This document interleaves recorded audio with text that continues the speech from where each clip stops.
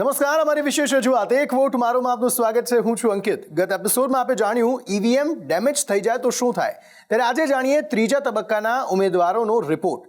ત્રીજા તબક્કામાં સૌથી વધારે ગુનાહિત ઇતિહાસ ધરાવતા ઉમેદવારોમાં કોંગ્રેસના 68 ઉમેદવારમાંથી 26 ઉમેદવાર છે. ભાજપની વાત કરીએ તો 82 ઉમેદવારમાંથી 22 ઉમેદવાર ભાજપના ગુનાહિત ઇતિહાસ ધરાવે છે. કોંગ્રેસના 68 પૈકી 60 ઉમેદવારો કરોડપતિ છે, તો બીજેપીના 82 પૈકી 77 ઉમેદવાર જે કરોડપતિ હોવાનો રિપોર્ટમાં ખુલાસો થયો છે.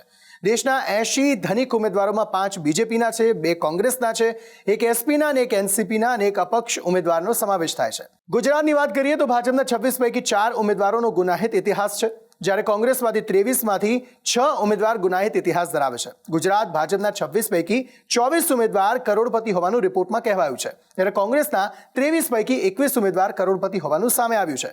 રિપોર્ટ અનુસાર પૂનમ માડમ રૂપિયા 147 કરોડની મિલકત ધરાવે છે, તો CR પાટીલ રૂપિયા 39 કરોડની મિલકત ધરાવે છે. ગુજરાતના સૌથી વધારે દેવાદાર ઉમેદવારની વાત કરીએ તો ભાજપના પૂનમ માડમ પર 53 કરોડ રૂપિયાનું દેવું છે. કોંગ્રેસના ચંદનજી ઠાકોર પર રૂપિયા 9 કરોડનું દેવું હોવાનો રિપોર્ટમાં ખુલાસો કરાયો છે. કેસોની સંખ્યામાં ચૈત્ર વસાવા સામે 13 કેસ સાથે તે આ ક્રમ પર પહેલા નંબરે આવે છે. અનંત પટેલ પર પણ 4 કેસ નોંધાયેલા છે. શું આપને ખબર હતી આપના ઉમેદવાર વિશેની આ વિગતો? આ વખતે આપનો કિંમતી મત આપવાનું ભૂલતા નહીં, અને આવી જ રસપ્રદ માહિતી માટે આપ જોતા રહો ઈવીએમ, એટલે કે એક વોટ મારો.